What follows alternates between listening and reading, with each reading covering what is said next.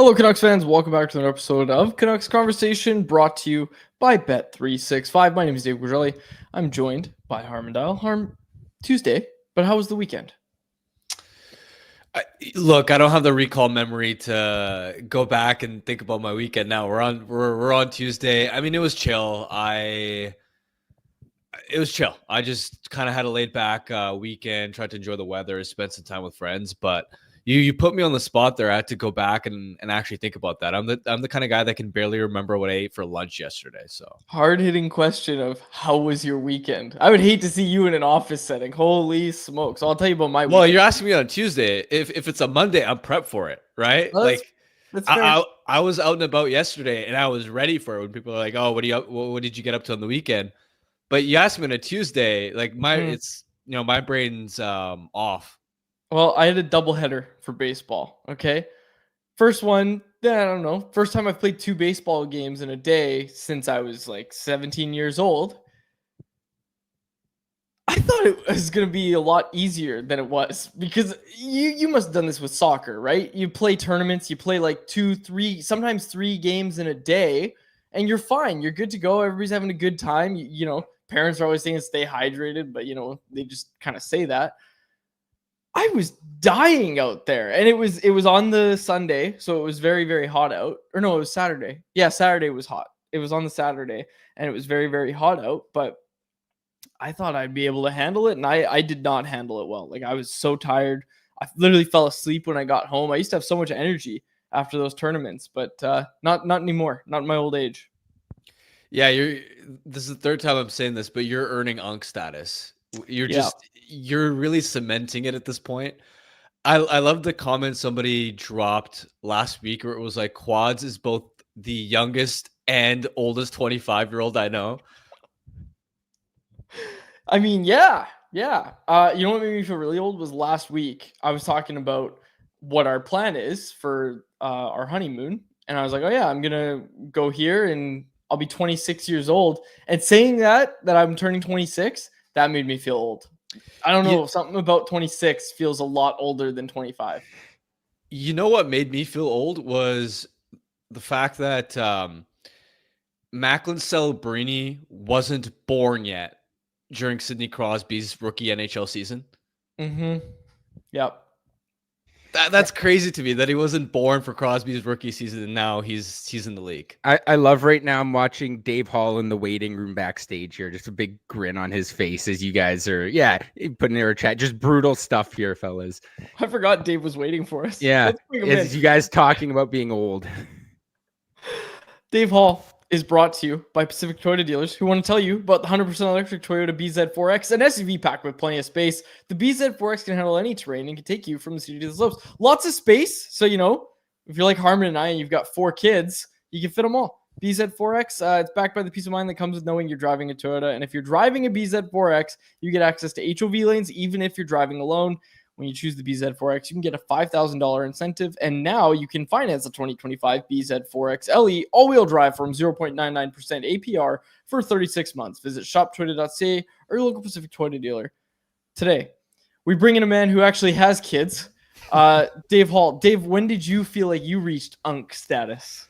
I believe I already had a kid by the time I was your age, so I was feeling dad status by 25. So, but hey, I can vouch for that doubleheader. I had my first doubleheader since I was a kid earlier this month, and just dead. I mean, I got 10 years on you, so it doesn't get easier. But yeah, it's just brutal. Dude, I can't even imagine. Yeah. Oh, okay. Anyways, back on the rails here. We haven't even mentioned the Abbotsford Canucks in this show yet, but that's why we have you on the show today, Dave. The Abbotsford Canucks are heading to the Western Conference Final against Texas. Now, what was your takeaway from that clinching performance that they had?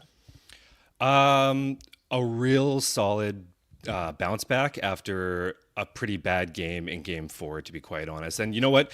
I love this picture. The giant baby. For those on the podcast, the giant baby has been flashed on the screen. Yeah, sorry about that. Caught me off guard with that one. It started out pretty typical. the Canucks had brutal starts pretty much every single game in this series, and that was no different last night in Game 5. But out of nowhere, within 1 minute at the very end of the period, they just got 2 quick goals in exactly a minute. And from then on, it was probably their best performance they've had of the entire playoffs. It was just clinical. From there, obviously the goals help, but whether it was goals, saves from Arjun Namala, obviously he makes 32 saves for his 4th shutout, and then also just blocks and forechecks. It was just a real solid whole team effort last night. And so, 5-0, Colorado's one hell of a team. They were the best team in the AHL for a reason. And so for them to come out in a 5-0 clinching victory is quite something. So kudos to them. I was watching the game, and in the first period, within the first 30 seconds, makes this explosive post-to-post save off, I think it was Matthew Phillips leading the rush, goes across. He made some other 10-bell saves as well throughout that game. Obviously gets the shutout at the end. He's been sensational these entire playoffs. What have you seen from him as far as why he's having that success? And second, what's his controversy as far as like he's been getting booed every time he knocks the net off the moorings? I find that hilarious. When it's time. Dave, save the post question. Okay. Answer the first part. Because I got a little something for that one as well. So yeah, we'll go with that. But yeah, I mean, to be honest, one of the big ones, obviously we all know now, tracking pucks hasn't been his best strong suit, but the Canucks have done a really good job at making sure that that's just not an issue. They're just not letting a lot of pucks through right now, and that's kind of what I was alluding to with the whole team effort. They're just getting in front of pucks every single shot. But one, as bad as his quote unquote far shots have been, his ability to be athletic and slide over and make, as you alluded to, that one save at the very starting of the game. Those have been pretty common, not only in this round, but the entire playoffs. His ability to go post to post and just make these incredible sliding saves has been very, very substantial. And he just looks calm and poised in there. There are times in the regular season that, he just kind of he gets a little out of sorts and a little, he just goes a little chaos in the crease, but we haven't seen that much in these playoffs. He's been very, very composed, and just overall, by far his best stretch that I've personally seen. And I mean, it's not that big of a surprise because he's just Mr. May and June. He just seems to thrive in these situations. So, okay, what do you have to say about the post-kicking controversy? Well, only that everyone kept on bringing it up that it was in Colorado, and yes, there must have been something to do with the one moorings down in Colorado, but this has been an issue for the entire play. I don't think I've ever seen anything like it. He has the battle between Arjun Namala and the post this playoffs has been something special, to the point where he even drew a penalty shot for Tucson in the first round because of that. It's just been an issue the entire playoffs. I don't think I've ever seen like it. He's just pushing off really strong. I suppose maybe this is when you'll come in, Quads, but it's something special. You're right. He's just pushing off the post. No goalie's intentionally knocking the net off its moorings. If the net is coming off its moorings, it means it's not installed right. Like, how often do you see that in the NHL? It doesn't happen because they use Milwaukee in the NHL. But they must be using Ryobi over in. That's right, the Ryobi in the AHL, man. No, in all seriousness, though, it's not a thing. Like this idea that he's doing it intentionally. He's a goalie that's going to spend a lot of time in RVH. We know that. We've seen that. He does it a lot, and yeah, he goes into the post really hard. Like watch him play goalie. Well, again, yesterday I think was a really good example of when he's locked in, how sharp all his movements are, and how exact all of his movements are, and how quick he is to getting into that post. I thought that was a really good example of it, and that's gonna happen. It's gonna happen when you go into a poorly installed net. Like if it's coming off that easy, it's a problem with the net, not Archer Sheilov. So. It's happened a lot. But it is noticeable that it's happened a lot this playoffs. It's hilarious, to be honest. Like I don't even know what to say about it. The Tucson one was intentional. I will say that. Well, yeah, I don't know if we can get a video of that, Jacob. That was I'm pretty sure that net was already loose, and Sheilov's kind of saw that. That one was intentional, but that you'll see that wasn't him just naturally going into his post these other ones. Anyways, I wanted to mention this too. Dumb's the only word to describe it. The dumb Eagles fan that goes into Brandon Assel's booth and yells at him because, your goalie's knocking the net off its moorings. Like this dumbass starts replying on Twitter being like, this is why I did it. Why are you going to the visiting announcer's booth and blaming him like he plays for the team? Like, what are you talking about? Anyways, I don't even need your reaction to that. I know you're gonna have the same reaction. It's dumb, stupid, shouldn't happen. It's ridiculous. We love Brandon Assel on this show. I don't know where I was going with this. I mean, let's just give him credit, so to be honest. He just kept on going. Like, obviously, he had his little moment where he was just like a little shell shocked, but for the most part, he just went right back into his rhythm and routine. And you know, it's kind of funny. I mean, now that he's okay, looking back, it's kind of funny. I would have liked to see Brandon pop the guy a couple. I'm sure the couple Canucks punches. would love that. Well, yeah, I think there might be some legal ramifications. Some to doing that. Yahoo We have the clip. Yeah, chirp- okay. Chirping at me from behind. Get out of here. What was he doing? Security. Try that again. I'm fired up. He threw my chair at me. Hit me right in the back of the leg. Like, what was he doing here? Unreal. Have another beer.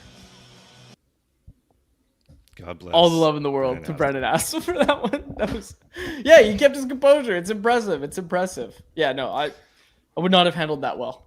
I love the try that again comment. That's right. Got a little tough for a second. Oh, that was That's great. right. That's right. Give him a couple shots. Okay, that's all I wanted to talk about. Harmon, go ahead. Linus Karlsson. I feel like I'm pivoting from something that was so fun to like, let me ask you about the specific player and like get things back on track in a very serious way. But no, Linus Karlsson, in all seriousness, scored another couple goals in that clinching victory.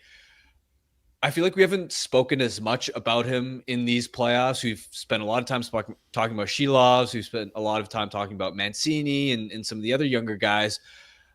Has Karlsson shown you enough to convince you that he should be a full-time NHL player next season?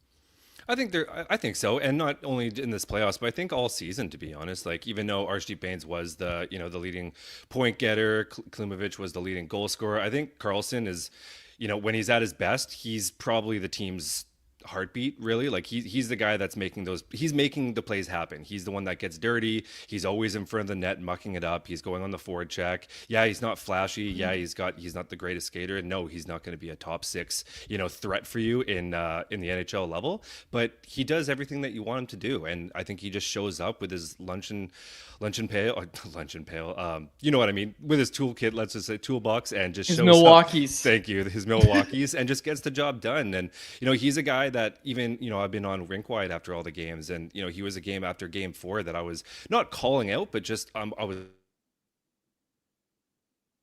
for a little more because I just know what he can do, and he hadn't really scored that much going into that. And of course he comes up and he shows up, and those 2 goals that he scored last night is a perfect example of the kind of goals that he can score. Like those aren't easy goals. Both of them, he's on his first one, he's fending off 2 defenders to get that shot through, and on the second one the defenseman standing right in front of him, and he outmuscles him to get that rebound. So he's just one of those players that he kind of just does what you need to do. Like I said, I think he has earned a spot, or at least a look, in that bottom 6. Archer Sheil, want to talk about him again because I saw it on social media today. I'm sure you saw the same thing. People getting really impressed with playoff Archer Sheil and saying, hey, maybe the Canucks don't need Demko, don't need Lankinen next year because Archer Sheil can save the day. As you can tell by the way I framed that question, I'm personally in the camp that, okay, that's probably not a great idea to just say, oh, well, he played well in the playoffs. Let's ship out one of these guys and come in with Sheilovs as part of the tandem. That's not my question for you. My question is for Sheilovs himself. Where do you think the best place for him to play next season is? It's it's a $1 million question, really. Like it's a tough one. Yes, he's been amazing. He's even if they get to the finals, and even if they don't win, I think he still has to be up for the MVP of the playoffs. He's just been unreal, and all credit to him. He's been unreal. But we also saw that 2 years ago, or 3 years ago now, at the World Championships, where he went on this unreal run and then kind of went back to earth a little bit. He was still really good in the AHL level, but he was an all-star. And then last year we saw in the NHL playoffs against Connor McDavid, does well, and then we all know what happened this year. Now he's doing it again. I'd like to see him do it again next year.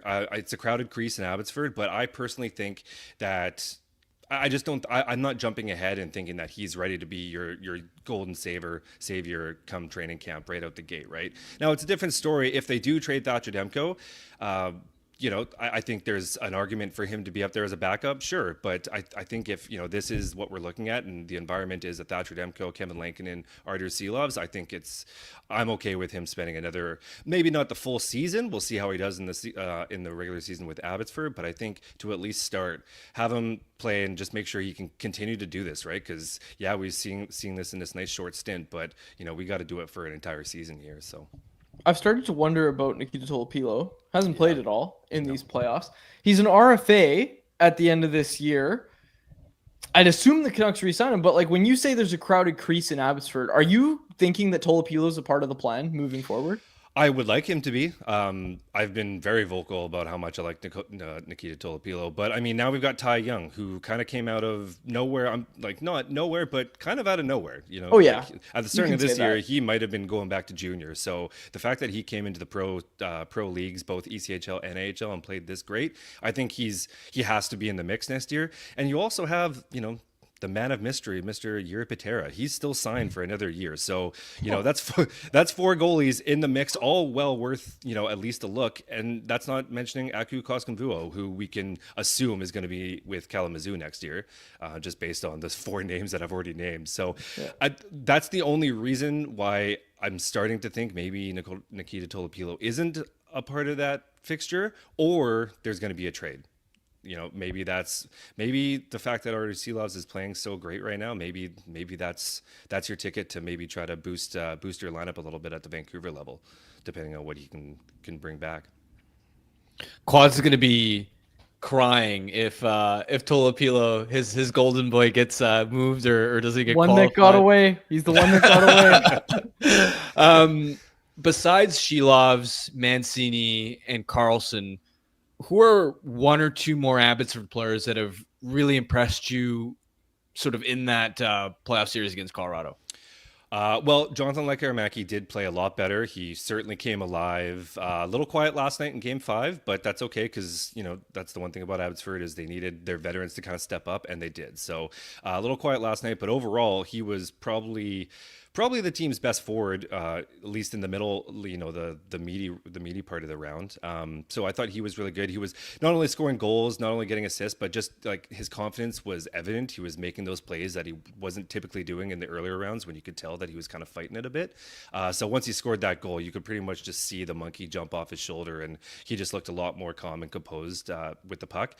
But I also got to give some credit to Ty Mueller as well. He's just one of those kids that, he's not scoring a ton of points, although he had 2 assists last night, but he's just a guy that's playing all situations for them and just kind of very under the radar, doing all the little things that you love to see from of any center, let alone a rookie center that's in his early 20s. So he's killing penalties. He's taking big face-offs. He's putting points up.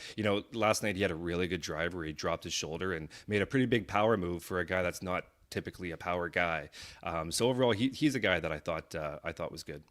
I wanted to follow up on Mueller because, as you mentioned, he is an AHL rookie. So for him to have this level of success, this year's a top 6 center, especially because Aturatu's been out, is sort of impressive. But I believe he's 22 years old. So it's not like he has a ton of runway left for development. We're not talking about a 19-year-old AHL rookie that would be really, really excited about. But watching him play, he's not the biggest guy, but just his smarts, his skating, the plays that he's able to make offensively, but also reliable in the D zone, taking a lot of face-offs. He seems like an interesting sort of two-way project. Do you think he has the upside to potentially develop into an NHL player one day? Or do you sort of look at him and go, even though he's played well as an AHL rookie, 22 years old, there's still a lot of growth he would need to show in order to become a bona fide big league option? Yeah, I think you go in there like I do with pretty much all the prospects. Like I'm pretty realistic when it comes to prospects, and I don't think they're going to come in and light it up. So I don't think I wouldn't expect a top 6 bona fide goal scorer here. But I think, and I'm not comparing him to P.S. Suter, but I think a kind of player type like a P.S. Suter that's just kind of, you can plug and play him in almost any situation in your bottom 6, ideally, and let him go. Like one thing that we haven't seen a lot in the American League, but one thing I can tell you just from his past viewings in the NCAA, he's also got a boom of a shot. Like when he gets that shot off, he's got a one-timer that can pick goalies clean. He just, obviously he's so he's trying not to be that offensive dynamo in the AHL. But ultimately, like I said, I think a PS Suter, just that serviceable bottom six, third line center that can kind of just do everything for you is my ultimate upside for him. Maybe in a pinch you can toss him in a power play situation, but I think just as long as you're realistic about that bottom six, I think it's definitely feasible. The Texas Stars, what can you tell us about them? Like, what does Abbotsford have on their hands in this next round here? Well, kind of like Colorado, they're pretty even. I can tell you that the Texas Stars do have the top 3 scorers in the playoffs, and one of those includes Mr. Cole Lind, ex-Canuck legend. So they're kind of gonna. It's the same as the Colorado, where they're just kind of an even match team. It's kind of interesting because they don't have any games. They've never played Texas Stars as the member of the Abbotsford Canucks. So it's a complete unknown opponent. The travel is going to be completely unknown, having to go all the way down to Texas. It's going to be a little different. And there's just not a lot of playbook on what they've done. So it's going to be an interesting matchup for sure. But I think overall they match up quite well. And just like Colorado, they were so even in the regular season that it's going to be a close one.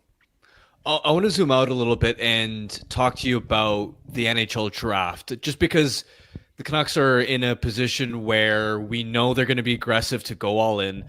We know they're going to be parting ways with future assets. And I think most Canucks fans agree that 15th overall pick should potentially be in play. But the one take that I've sort of had is, if there's one pick I wouldn't trade, it's that 2026 first rounder, just because we saw with a team like Nashville, you just never know, right? You may think you have a good team on paper, things go wrong. You don't want to run the risk of a disastrous scenario where you've got an unprotected 2026 first round pick that belongs to another team. How strong is the 2026 draft class? And do you agree with this notion that when the Canucks are going out on the trade market this summer, that pick should be completely off limits? Yeah, it's considered a little deeper than this one. Like, obviously this one has a few nice players that you're definitely going to get, a high-end player, but it definitely has a drop-off quite early as opposed to, previous years. So next year's definitely got some nice players in it. From now on, I'm just fully in the camp of keep these picks. Like, I was doing the numbers a couple days ago, and don't quote me exactly, but I believe next year, because of the signings that are going to happen in Abbotsford, as of right now before the draft, they have, I believe it was 6 players that are going to be playing outside of Abbotsford in their prospect pool, which doesn't bode well for me. It's very shallow. Now that they've got some players graduating, they got some players heading to Abbotsford. It's a very shallow, like, you need more than 6. It's just an absolute must. And so I am personally in the camp that they need to start stockpiling prospects in some way. And that's why, yesterday at Canucks Army, I dropped a list of some unsigned prospects where some rights will come up. Obviously, they're not going to be game changers or be, there's a reason why they're not signed yet. But even, just to take some shots and just take a couple flyers just to get some more prospects, just kind of going through the system. And so right now, I'm all for keeping that first round pick at all costs. Maybe we have a different conversation if we get to next trade deadline and suddenly the Canucks are this incredible team and we're back on win Stanley Cup at all costs. But right now for me, it's just all about keeping those picks. Check out Dave's work at CanucksArmy.com. Lots of draft profiles going up right now. Dave, I'll ask you just the last one. I know we're going long with you, so I appreciate your time. Keep it. But last one, I want to just ask you our poll question, okay? Which is, which Abbey Canucks players' postseason performance has impressed you the most? The options we gave were Mancini, Lecker-Mackey, Sheil, and other. Which one are you going with there? Which has impressed you the most? Good question. I think it's definitely between Victor Mancini and Artur Silovs. I think you have to give it to Silovs right now. He's on a pretty incredible run. Like, his numbers in the AHL playoffs right now are pretty fantastic. That being said, Victor Mancini has been an absolute horse back there. Like, I really don't think, like, we all knew that he was a player. I just don't know.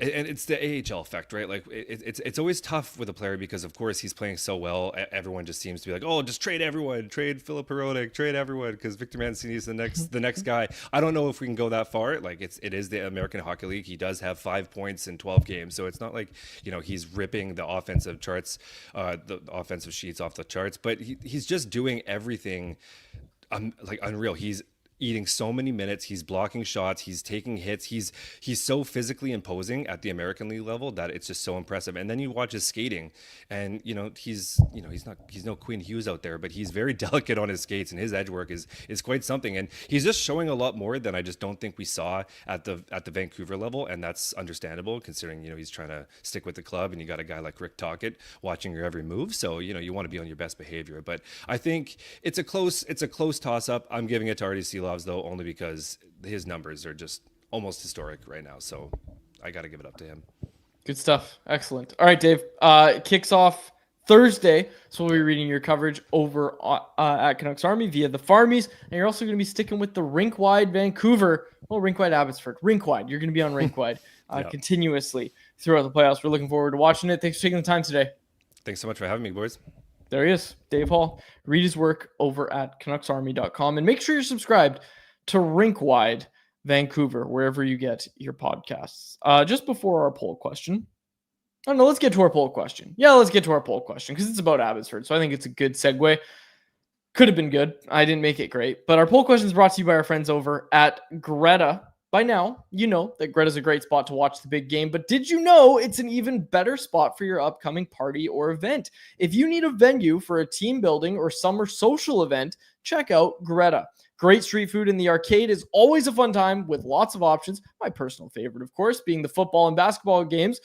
Make Greta your spot for your next event. For more info and to book your event, go to gretabar.com. Greta Bar, 50 West Cordova Street is the address. Let the games begin. All right, poll question. I already said it in that interview with Dave, but which Abbotsford Canucks player has impressed you the most? Let's dive into the results. 47.2% say Victor Mancini. 48% say Archer Sheil. 2.7% say Jonathan Lekkerimäki, and 2% said other. Some love for Ty Mueller. Linus Karlsson in the chat as well, or excuse me, in the replies. Been a big playoffs for our boy Linus Karlsson, but the guy I want to talk about, Harm, is Archer Sheil, because I alluded to it in that interview. Saw a lot of reaction today of people seemingly, and this isn't to poo-poo on Archer Sheil and what he's doing, but people having the idea that Archer Sheil has been great in the playoffs. He's good to go at the NHL level next year. I'm at the stage where I got to see it. I got to see it happen at the NHL level because we saw him good in the playoffs, and not just any playoffs, the Stanley Cup playoffs. We saw him play well last postseason, and obviously we know how this season went for him. I am firmly in the camp of nothing that Archer Sheil has done in this playoffs, while it's been remarkable, nothing has changed my mind about, oh my gosh, this changes everything for the Canucks goaltending plans at the NHL level. Yeah, and this isn't to say that Sheil can't be an NHL caliber goaltender moving forward. It's just that you can't can't be certain about that. Yeah. Exactly. Like you can't be fully confident that he's the answer at the NHL level, and now that means that a Thatcher Demko or Kevin Lankinen is suddenly expendable. It maybe be a bit of a different conversation if Sheil had maintained this heater through the entire regular season as well, but down in Abbotsford, he and Tolopila were essentially playing at the same level. Sheilov's at a 908 in the regular season, which is solid, but it's nothing spectacular. It'd be different if he was maintaining this 936 that he has in the playoffs through the entirety of the AHL regular season and the postseason. That would make you go, all right, that's a full season of dominance at the AHL level. This guy might be ready for the next step. We'll see. I mean, as of now, teams also need to be 3 goalies deep, in my opinion, anyway, in terms of having bona fide NHL options, just because injuries happen. Goalies are just so volatile that I think organizations around the league want to make sure that their AHL starter is capable of filling in as an NHL backup anyway. And I think that's the level that Sheil is at. I agree. Couldn't have said it better myself. Absolutely agree with you. It's going to be an interesting one heading into camp. Also, Jiri Patera mentioned. That's one that I don't think we ever got an answer about. I don't think we're going to get an answer until Jiri Patera speaks, presumably at training camp. I don't know. We never got an update on Jiri Patera, right? As far as I know, no. That would have been a nice curveball to throw at end of season media avail for Rutherford and Albion. It's just like, hey, is Jiri Patera still around? Like, what is he alive? Yeah, what's going on with Jiri Patera? Can you give us a Jiri Patera update? We're gonna get it at training camp, I think, but Yeah. No Yuri Patera updates here. Wish I had one for you. Okay, just ahead of anyone else, I want to talk about our friends at the Vancouver Whitecaps, who extended their club record MLS era unbeaten run to 14 matches across all competitions. They are sitting atop the MLS Supporters Shield standings for most points in the league. The Whitecaps are back home Wednesday as Minnesota FC is in town as the Caps look to extend their unbeaten run in MLS play to 10 matches. And as you know by now, I'm getting really excited for this. I'm going to be watching this. Whitecaps FC are headed to Mexico and will play in the 2025 CONCACAF Champions Cup final on Sunday, June 1st against Cruz Azul. This is the first time in club history Whitecaps FC has reached the final, and just the third time a Canadian team has reached the final. Do you want to go? Well, we've got news for you. You can enter for a chance to win 2 tickets, 2 flights, 2 nights at a hotel, and 2 jerseys. Just check out whitecapsfc.com/final.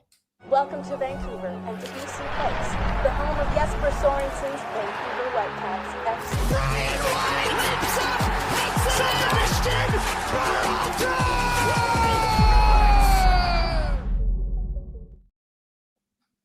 I think I'm becoming a soccer guy. I'll just throw it out there. Whitecaps are like, I didn't realize how big of a deal it was, what they're doing, but I'm becoming a soccer guy. Of course you are. You love to bandwagon on anything that's fun and shiny. I mean, I'm not gonna, See, I'm not gonna deny that. unlike the Blue Bay Toronto Maple Leafs, the Whitecaps won't actually let you down. That's what I'm thinking. That's the thing is that's what I'm thinking is that I don't think this team is gonna let me down. They're legit. Yeah, they are legit, right? Like you're hearing this too, because I've got soccer friends. I do have friends that watch soccer, and they say that hey, these guys are like these guys are gonna get it done. This is a special group right now. So Whitecaps FC with Minnesota in town this week, and yeah, that final is gonna be big.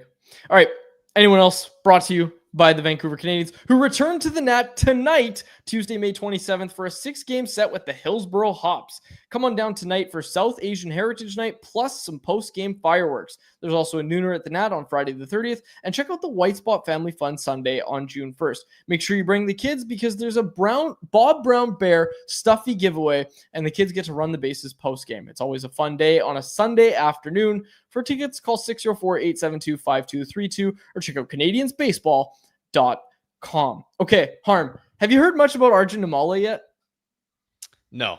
Okay, because he's really catching fire. You're running out of time to go watch Arjun Namala play. He is the #1 prospect in the Toronto Blue Jays organization, and he is off to an absolutely ridiculous start to his his pro career. He's in high A right now, obviously, with Vancouver. The dude is batting .286, and he's 19 years old. And to put it in perspective for people, for a 19-year-old to even just turn pro is super rare. But for one to be in AA, which he's going to be by the end of the summer, that's 2 levels below the big leagues.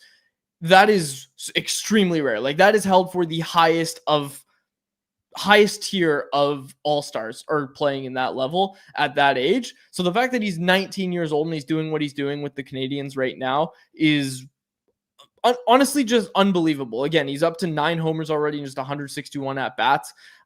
I personally, like, I need to get out to watch this kid play because my gosh, he got player of the week last week, he got player of the week as well. 19 years old. He's like the youngest player in this league by a pretty significant margin. Most players in baseball play college and they get drafted out of college, but this kid came out of high school, decided not to go back to college because that's usually what happens is guys get drafted out of high school, but then the signing bonus money isn't enough, so they say no and then they go back to university. That happens with like everyone. So there's always those photos of like Chris Bryant was drafted by the Blue Jays. And now I'm getting down a rabbit hole here. But the point of the matter is you're running out of time to go watch Arjun Namala play.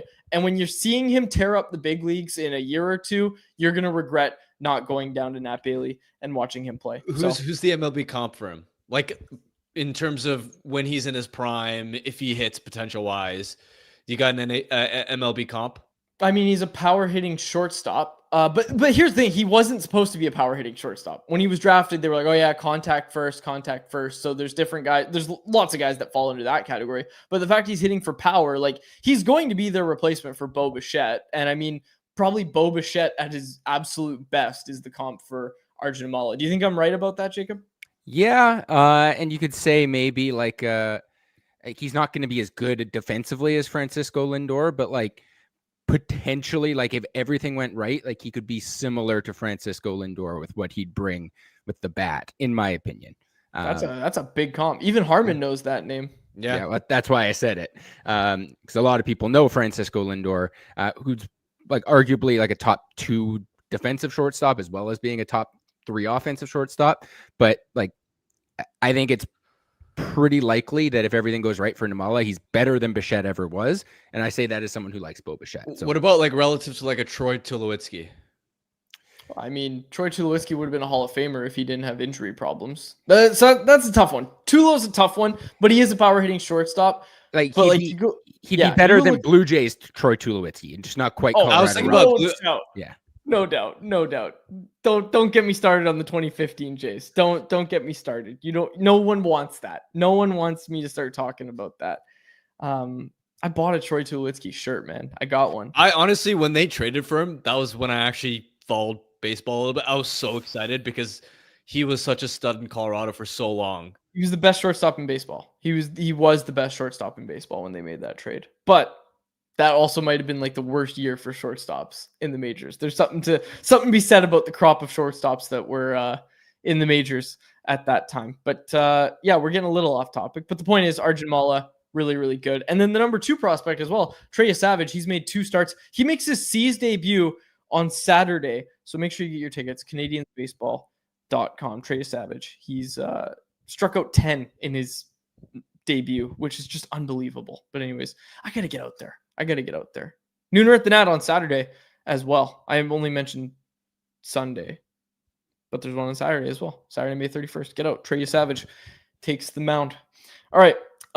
Jacob, get some sort of baseball Sporkle quiz ready to go for Harmon and I later than anyone else. If we run out of stuff to talk about, let's see if the chat. I'm sure the chat will love a baseball quiz. That'll go over so well. That's right. Yeah. Bring it up. Get it ready. Okay. Now, Stanley Cup playoffs, Harm. I called it. I said Florida in 5. I'm sticking right with it. Carolina gets the win last night. Florida's resting guys in the third round of the they're not actually resting guys, but third round of the playoffs. They're missing some bodies. This looks like a team that just knows that they're going to the Cup final. Yeah, Carolina won 1, which is important for them to end that 15-game streak of losses in the Eastern Conference Final. First one since 2006. But let's be honest, I don't think they could repeat it 3 more times against this Florida Panthers team. I did have a playoff take, but it's related to the Western Conference Final. I think it's interesting. I don't have anything else to say about the East. We know it's going to be Florida. Yeah. I got nothing to say about that game or those games. So give me the West. Well, so I think an interesting team building philosophy, and we know the Canucks sort of leaned towards this direction in the way that they built their bottom 4 defense heading into this season, and even the way their blue line was constructed last playoffs. There's this narrative that you need a ton of size on the back end, that you need defensemen who are mean and nasty to play against, defensemen who can sort of clog the middle, that sort of skill set. And I think the Oilers are showing that while that template isn't wrong in terms of like chasing the size aspect, that you can also win if you prioritize speed and puck moving as well. Because look at how this decor without Matthias Ekholm has fared. It's exceeded all reasonable expectations. Look at the way that back end is constructed. It's full of guys that can skate, can make plays, but Darnell Nurse is probably the only defenseman out of that 6 who you would look at and go, oh, he's big and mean and nasty in that traditional sense. The rest of the guys are just guys who can make plays, who can make sure that the puck ends up in the hands of their forwards so that they don't end up hemmed in their own zone. Bouchard is that way. Brett Kulak, who stepped up to play on that top pair and has been munching like 22 minutes a night. Drancer and I have long been Brett Kulak fans, but he just skates really well. And yeah, he's not small, right? He's, I think, 6'1"-ish, but he doesn't play a physical game. He's just a talented guy with the puck on his stick and can defend reasonably well. John Klingberg has, crushed all expectations coming off all those injuries. I think a lot of people were worried about including myself, how capable is he going to be defensively? Are you going to have to heavily shelter him? He's been one of their unsung heroes on the back end, just how crafty he is offensively, making slick outlet passes. Him and Wallman together have handedly won their minutes. And Wallman, there's another guy who is such a beautiful skater. And yeah, he has some hard-nosed elements in terms of how he blocks shots and plays with a bit of edge, but he's primarily a puck-moving offensive guy too. And then lastly, the impact Troy Stecher has had drawing into the lineup. Previously, they had Emberson back there, who is more of the quote-unquote playoff-style defenseman, a bigger body who's physical, but can't really move and can't really make plays. Since Stecher has come into the lineup, and we know what his skill set is, he's not the biggest guy, but he competes. He's really well-rounded. He's been terrific, playing both with Nurse at times and Brett Kulak. So you look at that Edmonton Oilers back end, and again, it's not necessarily a strength per se. And really, the Oilers are largely having their success on the back of how stacked their forward group is. But the point being, I think this blue line is showing that you don't like the template of just chase size on the back end. And looking at the way the Canucks walked into this season with, Size, with just size and guys who couldn't make plays. Like, that isn't the only way to have success in the playoffs. So what does it mean for the Canucks then? Like, when you look at how they're going to approach this offseason and their defense is basically set, what does it mean for them? Well, I think they've already course corrected, right? I mean, if we were still talking about like Desharnais is on this blue line, Juleson's on this blue line, the down year version of Carson Soucy is still on this blue line, then we'd be harping on this drum that they got to get more puck movers. They got to get guys that can actually make plays and help the forwards out a little bit. But that's where, addition by subtraction, you get rid of Desharnais and Juleson. DPD gets called up and he get like, this is the beauty of a player like DPD, right? Is he can do both. He's mean and nasty and he can make plays on the breakout. Like, he's the best of both worlds. You're hoping Tom Willander is going to be in a similar boat, but Mancini as well. And then obviously the Marcus Patterson acquisition, he's just straight up a good second pair defenseman. So they've already kind of course corrected. But it is, I think, just philosophically, like big picture, as we think about what winning teams in the NHL look like. It's a reminder that there isn't just one cookie cutter template, because I think a lot of people looked at the way Vegas's blue line was built and how massive it was. But people forget that it wasn't just that Vegas collected, a bunch of massive bodies just for the sake of being massive bodies.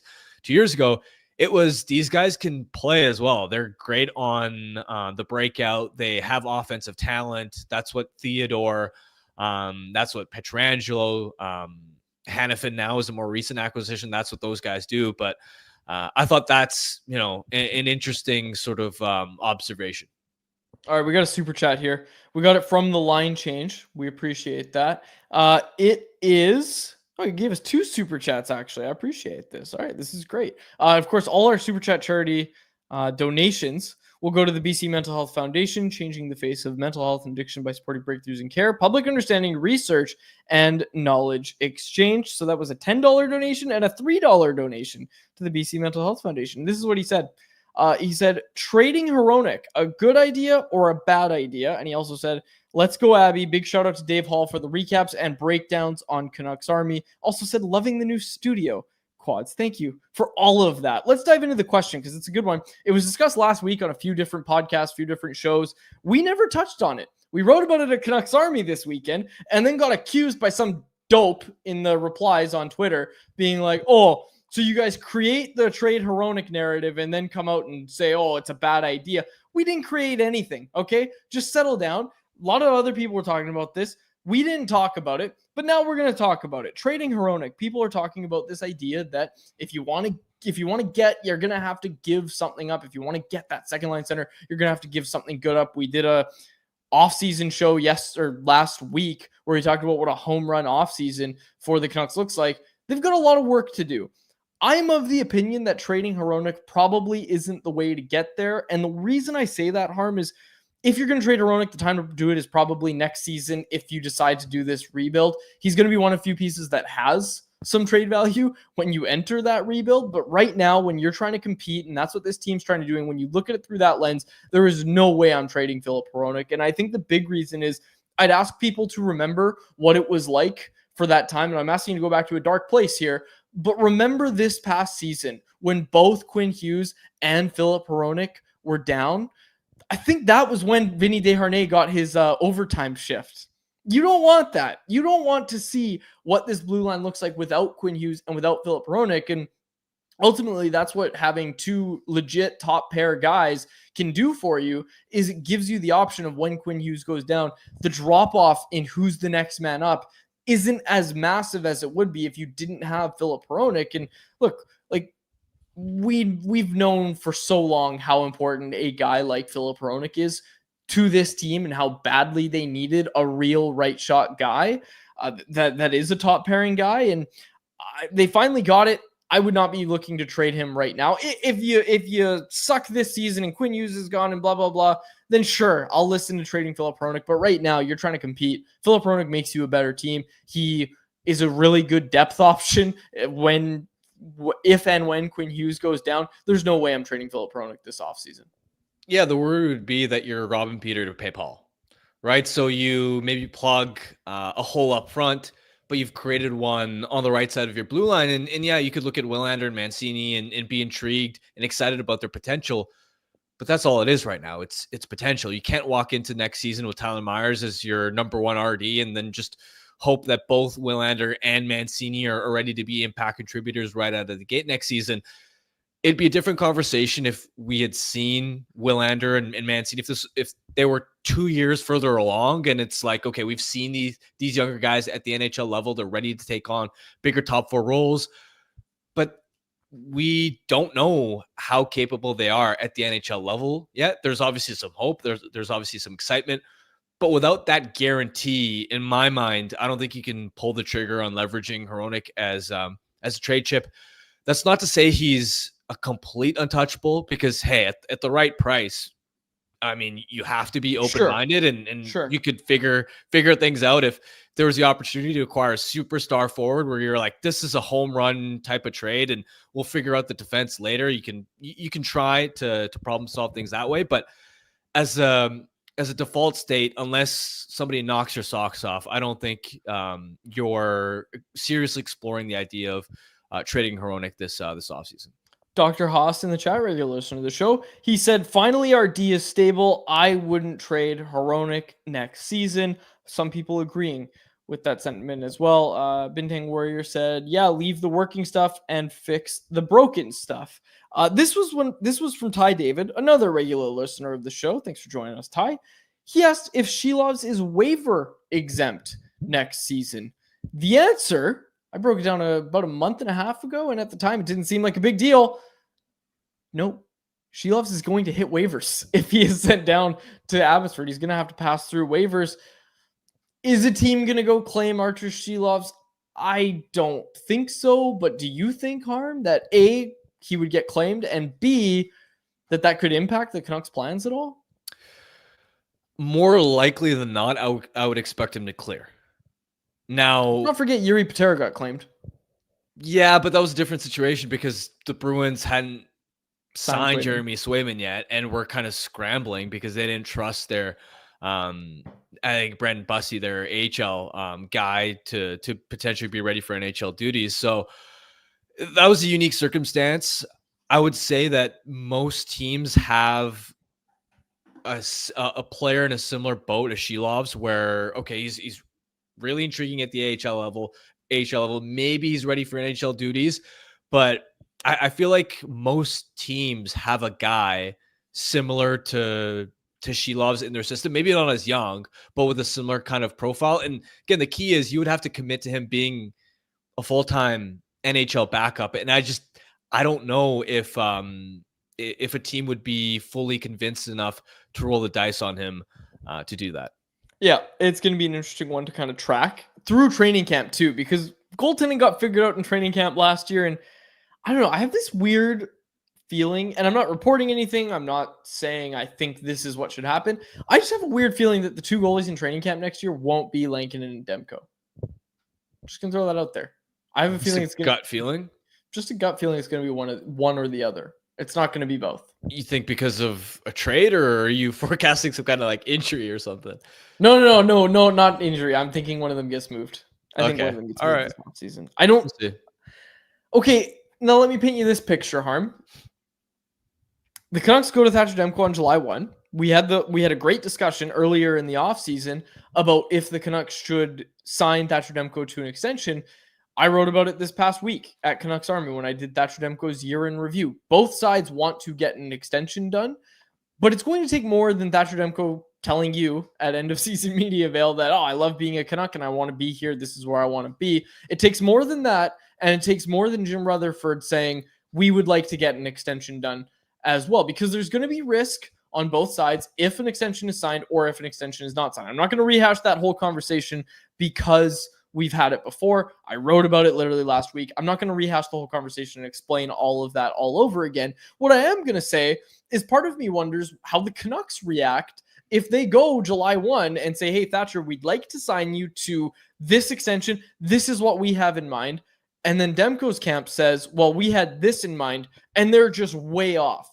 Do you think that there's a world where the Canucks say, okay, well, we don't want to lose this guy for nothing. We don't want to enter the season and have him get hurt ahead of the trade deadline. Like, I again, not saying this is what the Canucks should do, just something curious I've thought about with Demko. And personally, I think I would extend him. Again, need to know what those numbers actually look like, but I am heavily leaning toward, in my personal take, to just extend Thatcher Demko, and then Kevin Lankinen would be the one that gets traded.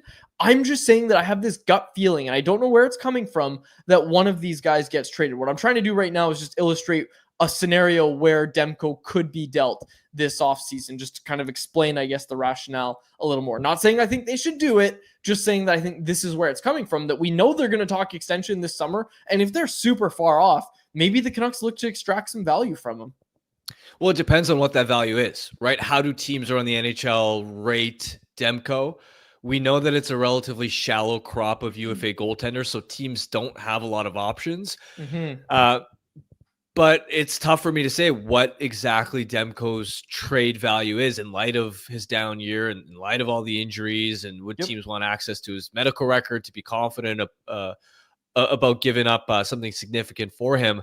And then there's also the second and third order thinking, where what's the plan to potentially replace him if you do end up dealing him away? Because you can look at Sheilov's and go, exciting playoff run, but a Lankinen and Sheilov's tandem next season, I don't know if I'd be fully sold on it, because we know in Lankinen's case, he's great as a sort of 1B, where if you play him 40-ish games, he's going to give you solid goaltending. But we saw down the stretch, when the fatigue catches up to him, if you're expecting him to play 50 to 55 games, he tends to sort of wear down. He's not used to that workload. I don't think he's that caliber of goaltender.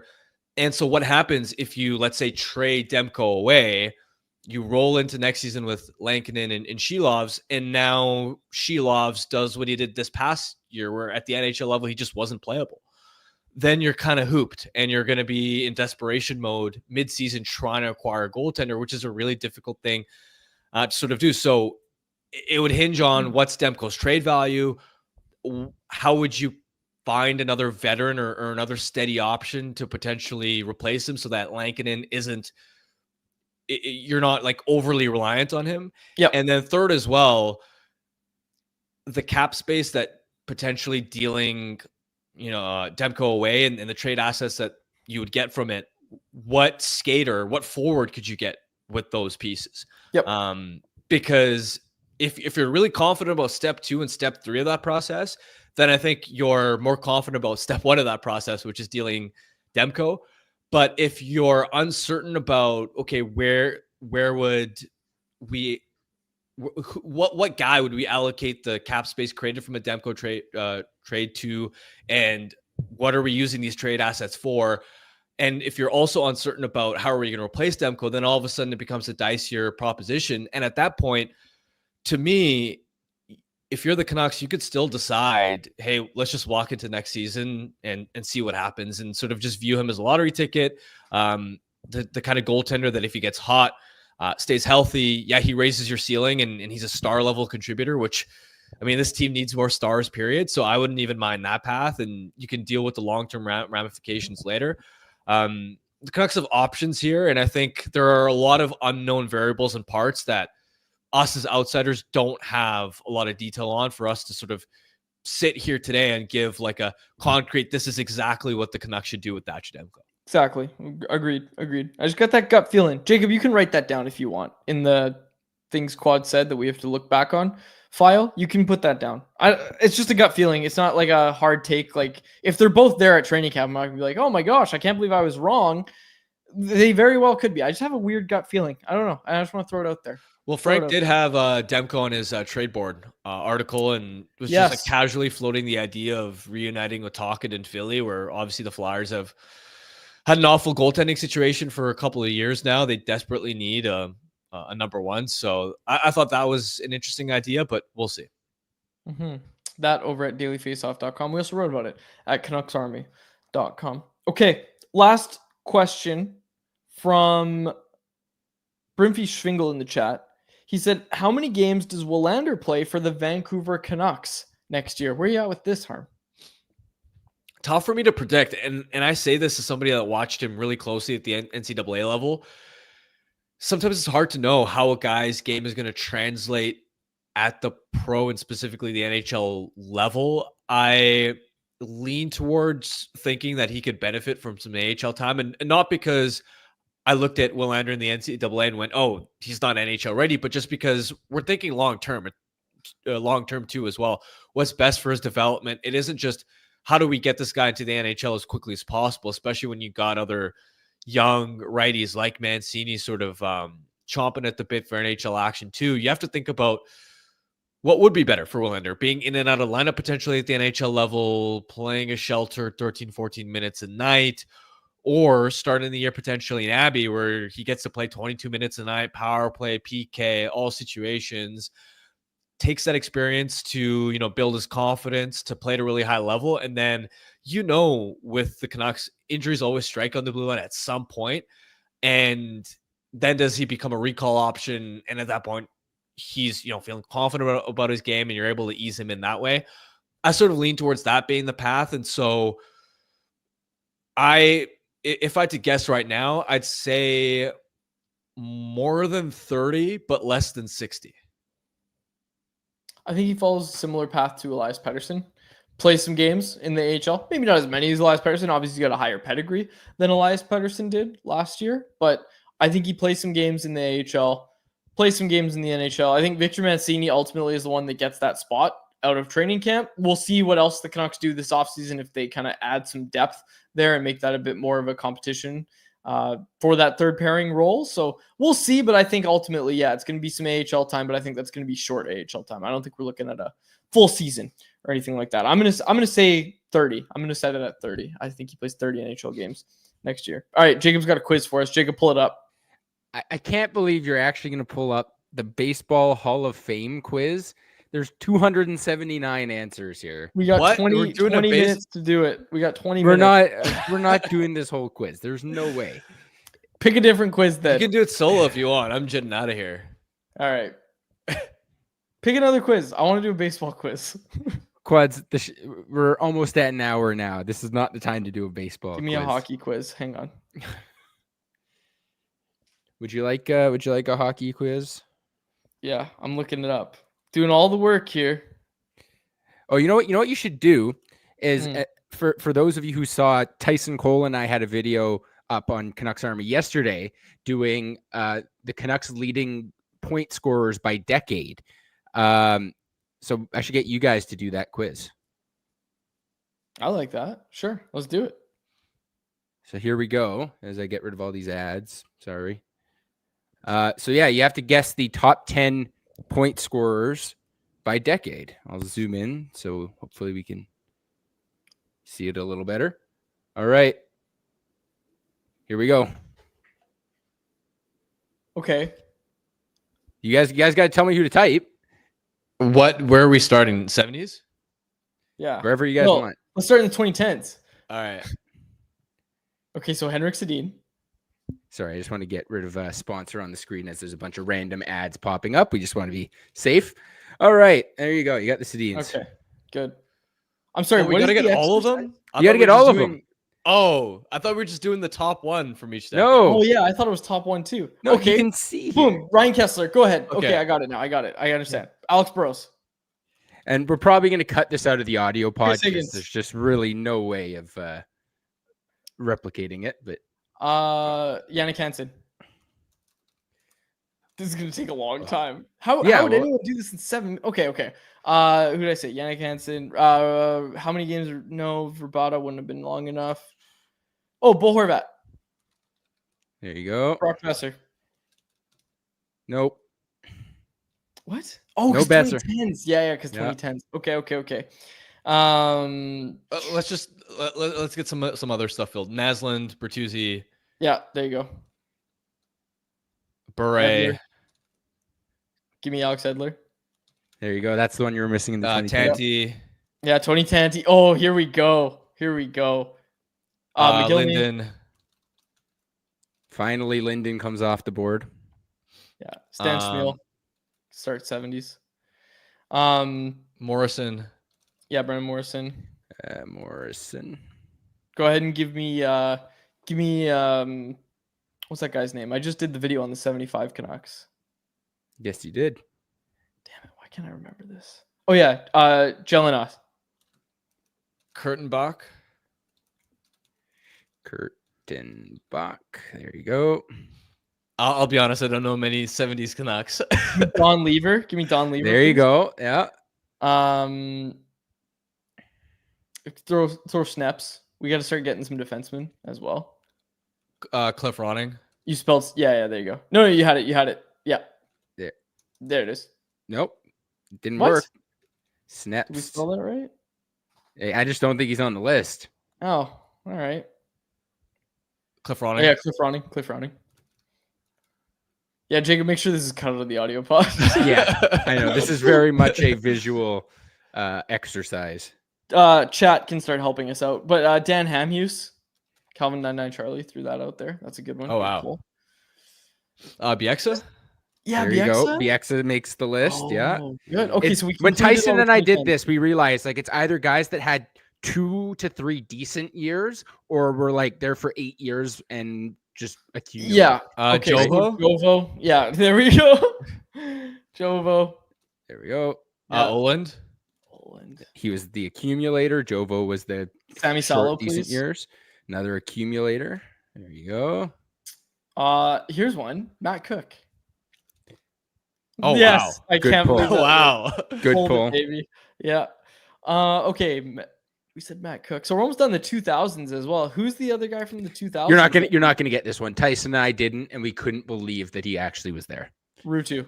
It's not Rutu. I didn't even have to type it in. I know who that is. Couldn't believe. We could who not it was. believe he was there.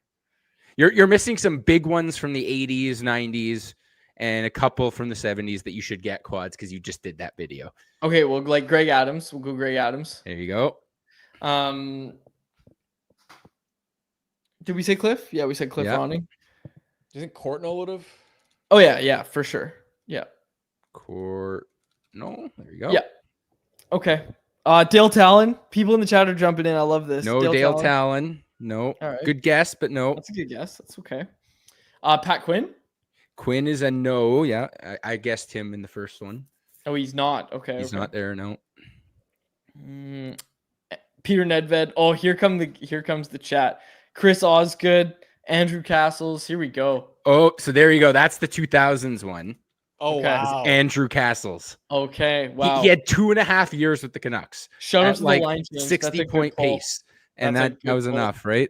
That is a good pull from. We're struggling on the 70s and 80s here. We're Well, okay. pretty we good at can- anywhere else. we everywhere. can- You're Yeah, also missing 70s. you're also missing a big one there in the 90s. That 321. You should get that.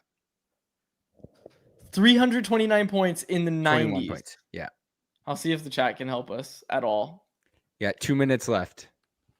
Well, this is just difficult. The 80s too. There's some other big ones in the 80s. Guys that were around for the 82 Cup run. Babbage, Dave Babbage. He'll be in the 90s. There you go. Okay. 80s. Did we say Tanty? We said Tanty. You got Smeal and Tanty as your only ones in the 80s. I apologize to everyone that this is a Canucks podcast and that we did not think of Thomas Gradine.